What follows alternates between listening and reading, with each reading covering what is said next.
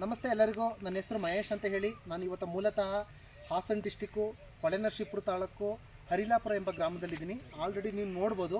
ನಾನು ಒಂದು ವಿಡಿಯೋ ಮಾಡ್ತಿರೋ ಉದ್ದೇಶ ಏನಪ್ಪ ಅಂತಂದರೆ, ಇಲ್ಲಿ ನೋಡ್ಬೋದು ನೀವು ಅಲಂಕಾರಿಕ ಗಿಡವಾದಂತಹ ಚೆಂಡು ಅಂತೀವಿ ನಮ್ಮ ಕಡೆ.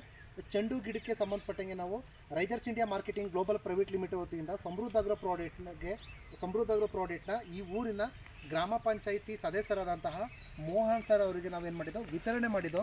ನಾವು ಯಾವ ರೀತಿಯಾದಂತಹ ಮಾರ್ಗದರ್ಶನ ಹಾಗೂ ಸಲಹೆ ಸೂಚನೆ ಕೊಟ್ಟಿದ್ದೋ ಅದೇ ಪ್ರಕಾರವಾಗಿ ನಮ್ಮ ಸಮೃದ್ಧ ಅಗ್ರೋ ಪ್ರಾಡಕ್ಟ್ನ ಸರ್ರು ಯೂಸ್ ಮಾಡಿದ ಪ್ರತಿಫಲವಾಗಿ ಅದ್ಭುತವಾದಂತಹ ಫಲಿತಾಂಶ ಈಗ ನಮ್ಮ ಮುಂದೆ ಇದೆ.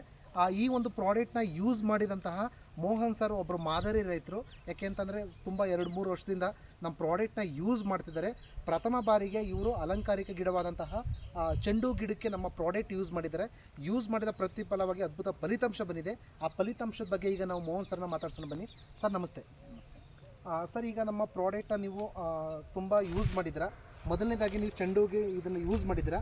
ಯಾವ ರೀತಿಯಾಗಿ ಯೂಸ್ ಮಾಡಿದ್ರಿ, ಯಾವ್ಯಾವ ಹಂತದಲ್ಲಿ ಯಾವ್ಯಾವ ಪ್ರಾಡಕ್ಟ್ನ ಯೂಸ್ ಮಾಡಿದ್ರಿ, ನೀವು ಕೆಮಿಕಲ್ ಯೂಸ್ ಮಾಡಿದ್ಕು ಹಾಗೂ ನಮ್ಮ ಸಮೃದ್ಧ ಅಗ್ರೋ ಸಾವಯವ ಉತ್ಪನ್ನ ಮಾಡೋದಕ್ಕೂ ಏನು ವ್ಯತ್ಯಾಸ ಇದೆ? ಬೆಳೆ ಚೆನ್ನಾಗಿ ಬಂದಿದೆ. ಅಂತಂದರೆ ನೀವು ಮೊದಲು ಚೆಂಡು ಗಿಡ ಹಾಕಬೇಕಾದ್ರೆ ನೀವು ನಮ್ಮ ಬ್ರೂ ಪ್ರೊಟೆಕ್ಟ್ನ ಯಾವ ಗೊಬ್ಬರ ಜೊತೆ ಮಿಕ್ಸ್ ಮಾಡ್ಕೊಂಡು ಹಾಕಿದ್ರಿ? ಕೆಮಿಕಲ್ 20 ರಾಸಾಯನಿಕ ಗೊಬ್ಬರ. ಅಂದರೆ 1 ಎಕರೆ ನೀವು ಮಾಡಿದ್ರಲ್ವಾ, 1 ಎಕರೆಗೆ ನೀವು ಎಷ್ಟು ರಾಸಾಯನಿಕ ಗೊಬ್ಬರ ಕೊಟ್ಟಿದ್ರಿ? ಒಂದು 15 kg ಕೊಟ್ಟಿದ್ದೆ. 15 kg ರಾಸಾಯನಿಕ ಗೊಬ್ಬರ ಜೊತೆಗೆ ಬ್ರೂ ಪ್ರೊಟೆಕ್ಟ್ ಎಷ್ಟು ಪ್ಯಾಕೆಟ್ ಹಾಕೊಂಡಿದ್ರಿ? ಅದನ್ನು ಹಾಕ್ಕೊಂಡು ಹೇಗೆ ಕೊಟ್ರಿ? ಅದನ್ನು ಹಂಗೆ ಸಾಲಿಗೆ ಉದುರಿಸ್ಕೊಂಡು ಆ ಸಾಲಿಗೆ ಉದುರಿಸಿದ್ರಿ. ಉದುರಿಸಿದ ಎಷ್ಟು ದಿನದ ಮೇಲೆ ನೀವು ಡ್ರಂಚ್ ಮಾಡಿದ್ರಿ? 15ರಿಂದ 20 ದಿನ. ಎಷ್ಟು ಡ್ರಂಚ್ ಮಾಡಿದ್ರಿ? 200 ಲೀಟರ್ ಡ್ರಂಚನ್ನು ನೀವು ಗಿಡದ ಬುಡಕ್ಕೆ ಹಾಕಿದ್ರೆ ಇಲ್ಲ ಎಲೆ ಮೇಲೆ ಸ್ಪ್ರೇ ಎಲೆ ಮೇಲೆ ಮಾತ್ರ ಸ್ಪ್ರೇ ಮಾಡಿದ್ರಿ. ಆ ಥರ ಎಷ್ಟು ಸರಿ ಎಲೆ ಮೇಲೆ ಸ್ಪ್ರೇ ಮಾಡಿದ್ರಿ? 2 ಟೈಮ್. ಈಗ ನಿಮಗೆ ಆ ಕೆಮಿಕಲ್ಗೂ ಮತ್ತು ಸಾವಯವ ಉತ್ಪನ್ನಗೂ ಏನು ಡಿಫ್ರೆನ್ಸ್ ಕಾಣ್ತಿದೆ? ಇಳುವರಿ ಚೆನ್ನಾಗಿ ಬರುತ್ತೆ, ಕಾಯಿಲೆಲ್ಲ ಕಂಟ್ರೋಲ್ ಆಗ್ತದೆ, ಜಾಸ್ತಿ ಔಷಧಿ ಹೊಡೆಯೋ ನೆಸರು ಇರಲ್ಲ. ಓಕೆ, ಒಳ್ಳೆ ಇಳುವರಿ ಬರುತ್ತೆ. ಈಗ ನೀವು ಕೆಮಿಕಲ್ ಯೂಸ್ ಮಾಡಿದರೆ ಏನೇನು ಪ್ರಾಬ್ಲಮ್ ಆಯ್ತಿತ್ತು ನಿಮ್ಮ ಚೆಂಡು ಗಿಡದಲ್ಲಿ? ಚೆಂಡು ಗಿಡಗಳು ನಮಗೆ ಪ್ರಾಬ್ಲಮ್ ಮೊದಲು. ಅಂದರೆ ನಮಗೆ ಆರೋಗ್ಯಕ್ಕೆ ಏನಾಗ್ತದೆ? ಆರೋಗ್ಯ ಹದಗೆಟ್ಟೋಗುತ್ತೆ. ಗಿಡದ ಆರೋಗ್ಯ ಹದಗೆಡ್ತದೆ. ಭೂಮಿದು ಮೊದಲು. ಆಮೇಲೆ ನಾವೇನು ಮಾಡ್ತೀವಿ, ವಾತಾವರಣಕ್ಕೆ ಕೆಮಿಕಲ್ ನಾವು ಸ್ಪ್ರೇ ಮಾಡಿದ್ರಿಂದ ಮೀಥೇಲ್ ಎನ್ನಲಾಗೇನೋ ಕನ್ವರ್ಟ್ ಆಗುತ್ತೆ.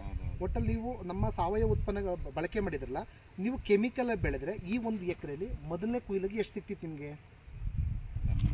ಒಂದು 6 ಟನ್ ಸಿಕ್ಕಿತ್ತು. 2 ವರ್ಷ ಆಯಿತು ಹಾಗಾಗಿ.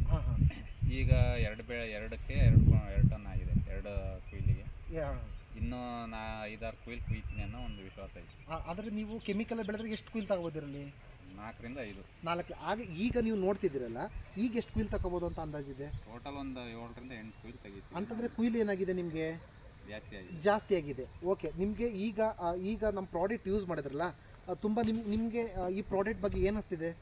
ತುಂಬ ಖುಷಿ ಐತೆ, ಚೆನ್ನಾಗಿದೆ. ಅಂದರೆ ಯಾವ್ಯಾವ ಬೆಳೆಗೆ ಮತ್ತೆ ಯೂಸ್ ಮಾಡಿದ್ರಿ?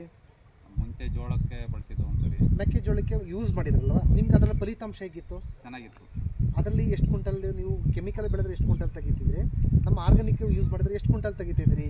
ಅಂದರೆ ಆಗ ಸ್ಟಾರ್ಟಿಂಗಲ್ಲೆಲ್ಲ ಕೆಮಿಕಲ್ ಬೆಳೆದ್ರೆ ಒಂದು 15 ಕ್ವಿಂಟಲ್ ತೆಗಿವು. ಓಕೆ, ಈ ಸರಿ ಆರ್ಗ್ಯಾನಿಕ್ ಯೂಸ್ ಮಾಡಿದಾಗ ಸ್ವಲ್ಪ ಜೋಳ ಹೋದ್ರೂ ಒಂದು 20 ಕ್ವಿಂಟಲ್ ಜೋಳ ಆಗಿದೆ. ಸ್ವಲ್ಪ ಅಂದರೆ 5 ಕ್ವಿಂಟಲ್ ಏನಾಗಿದೆ ಎಕ್ಸೆಸ್ ಆಗಿ ನಿಮ್ಗೆ ಸಿಕ್ಕಿದೆ. ಈ ಒಂದು ಕೆಮಿಕಲ್ಗೂ ಮತ್ತು ಆರ್ಗಾನಿಕ್ಕು ಬೇರೆ ರೈತರಿಗೆ ನಿಮ್ಮ ಅನಿಸಿಕೆ ಏನು ಹೇಳ್ತೀರಾ? ಉತ್ತಮ ಆಗಿದೆ, ಬಳಸಿ ಅಂತ ಹೇಳೋದು. ಅಂದರೆ ಇದು ಚೆಂಡುಗೆ ಮಾತ್ರ ಬಳಸ್ಬೋದಾ? ಪ್ರತಿಯೊಂದು ಬೆಳೆ ಅಂತಂದರೆ ಎಲ್ಲ ಬೆಳೆಗೆ. ಅಂದರೆ ನೋಡಿ ಸರ್ರು ಆಲ್ರೆಡಿ ನಮ್ಮ ಚೆಂಡು ಗಿಡಕ್ಕೆ ನಮ್ಮ ಸಮೃದ್ಧ ಅಗ್ರೋ ಪ್ರಾಡಕ್ಟ್ನ ಯೂಸ್ ಮಾಡಿದರೆ ಆಲ್ರೆಡಿ 2 ಸರಿ ಏನು ಮಾಡಿದ್ದಾರೆ, ಕುಯ್ಲನ್ನ ತಗೊಂಡಿದ್ದಾರೆ. ಮತ್ತು ನೀವು ರಾಸಾಯನಿಕ ಬೆಳೆದ್ರೆ 3-4 ಕುಯ್ಲು ಹೈಯೆಸ್ಟು. ಆದರೆ ನಮ್ಮ ಪ್ರಾಡಕ್ಟಲ್ಲಿ 7ರಿಂದ 8 ಕುಯ್ಲು ತಗೋಬೋದು ಅಂತ ಹೇಳ್ತಿದ್ದಾರೆ. ಅಂತಂದರೆ ಇವರು ಚೆಂಡು ಗಿಡಕ್ಕೆ ಮತ್ತು ಮೆಕ್ಕೆಜೋಳಕ್ಕೆ ಮತ್ತು ಬೇರೆ ಬೇರೆ ಬೆಳೆಗಳಿಗೆ ನಮ್ಮ ಪ್ರಾಡಕ್ಟ್ ಯೂಸ್ ಮಾಡಿದ್ದಾರೆ. ಯಾಕೆ ಇವ್ರ ಬಗ್ಗೆ ಇಷ್ಟೆಲ್ಲ ಹೇಳ್ತೀನಿ ಅಂತಂದರೆ, ಈ ಊರಿನ ಒಬ್ಬರು ಗ್ರಾಮ ಪಂಚಾಯತಿ ಸದಸ್ಯರು ಏನು ಮಾಡ್ತಿದ್ದಾರೆ ಅಂತಂದರೆ, ಹೆಚ್ಚು ರಾಸಾಯನಿಕಕ್ಕೆ ಇವರು ಒಂದು ಮುಕ್ತ ಮಾಡೋಣ, ಒಂದು ಸಾವಯವ ಉತ್ಪನ್ನ ನಮ್ಮ ಪೂರ್ವಜರು ಬಳಸ್ತಿದ್ದಂತಹ ಒಂದು ಫಲವತ್ತತೆ ಭೂಮಿನ ಮತ್ತೆ ಪಡೆಯೋಣ, ಒಂದು ಸ್ವಸ್ಥ ಸಮಾಜ ನಿರ್ಮಾಣ ಮಾಡೋಣ, ನಾವು ಸಮಾಜಕ್ಕೆ ಏನಾದರೆ ಒಂದು ಕೊಡುಗೆ ಕೊಡೋಣ ಅಂತ ಹೇಳ್ತಾ ಒಬ್ಬರು ಮಾದರಿ ರೈತರಾಗಿ ಏನು ಮಾಡಿದ್ದಾರೆ, ರಾಸಾಯನಿಕದಿಂದ ಸಾವಯವ ಕನ್ವರ್ಟ್ ಆಗಿದ್ದಾರೆ ಅಂತ ಹೇಳ್ತಾ ನಾನು ಈ ಮೂಲಕ ಎಲ್ಲ ರೈತರಿಗೆ ಹೇಳೋದೇನಪ್ಪ ಅಂದರೆ, ಇಲ್ಲಿ ನೋಡ್ಬೋದು ಒಂದೊಂದು ಗಿಡದಲ್ಲಿ ಈ ನೀವು ಕೆಮಿಕಲ್ ಬೆಳೆದ್ರೆ ನಿಮಗೆ 5ರಿಂದ 7 ಗ್ರಾಮ ಅಷ್ಟೇ ಸಿಗುತ್ತೆ ಸರ್. ನಮ್ಮ ಒಂದು ಈಗ ಒಂದು ಹೂ ನಾನು ಇದು ಮಾಡ್ತಿದ್ದೀನಿ, ಈಗ ನಮ್ಮ ಒಂದು ಇದರಲ್ಲಿ ಇದು ಮಾಡಿದ್ರೆ ನೀವು ತೂಕ ಮಾಡಿದ್ರೆ ಎಷ್ಟು ಗ್ರಾಮ್ ಸಿಗ್ಬೋದು ಸರ್ ನಿಮಗೆ? 30ರಿಂದ 40 ಗ್ರಾಮ್. ನೋಡಿ, ಒಂದು ಹೂವಲ್ಲಿ 30ರಿಂದ 40 ಗ್ರಾಮ್ ಗಂಟ ಏನಾಗುತ್ತೆ ಚೆಂಡು ಹೂದಲ್ಲಿ ಇದು ತೂಕ. ಯಾಕೆಂದರೆ ಸರಿ, ಹಾಗಾದರೆ ಈ ಚೆಂಡುನ ಯಾವುದಕ್ಕೆ ಯೂಸ್ ಮಾಡ್ತಾರೆ? ಅದೇನೋ ಗೊತ್ತಿಲ್ಲ. ಪೇಂಟಿಂಗ್. ನಾವು ಪೇಂಟ್ ಯೂಸ್ ಮಾಡ್ತೀವಿ, ಏಷ್ಯನ್ ಪೇಂಟ್ ಅಂತ ಹೇಳ್ತೀವಿ. ಆ ಪೇಂಟ್ಗೆ ಏನು ಮಾಡ್ತಾರೆ, ಇದನ್ನು ಯೂಸ್ ಮಾಡ್ತಾರೆ. ಯಾಕೆಂದರೆ ತುಂಬ ನಿಮಗೆ ನಾವು ಮನೆಗೆಲ್ಲ ಗೋಡೆಗೆಲ್ಲ ಯೂಸ್ ಮಾಡ್ತೀವಲ್ಲ, ಮತ್ತು ಸುಗಂಧದ ದ್ರವ್ಯಕ್ಕೋಸ್ಕರ ಏನು ಮಾಡ್ತಾರೆ, ಇದನ್ನು ಯೂಸ್ ಮಾಡ್ತಾರೆ. ಇದು ತೂಕ ನೋಡಿ, ಈಗಲೇ ಒಂದು 25ರಿಂದ 30 ಗ್ರಾಮು ನಮಗೆ ತೂಕ ಸಿಗ್ತಿದೆ. ತುಂಬ ಚೆನ್ನಾಗಿ ಇಳುವರಿ ಬಂದಿದೆ. ಇನ್ನು ನೋಡ್ಬೋದು ಯಾವ ಥರ ಯೂನಿಫಾರ್ಮ್ ಸೈಜಾಗಿ ಬಂದಿದೆ. ಒಂದು ಸಣ್ಣ ಒಂದು ದಪ್ಪ ನಮಗೆ ಎಲ್ಲೂ ಕಾಣ್ತಿಲ್ಲ. 1 ಎಕರೆಗೆ ಏನು ಮಾಡಿದ್ದಾರೆ, ಯೂಸ್ ಮಾಡಿದ್ದಾರೆ.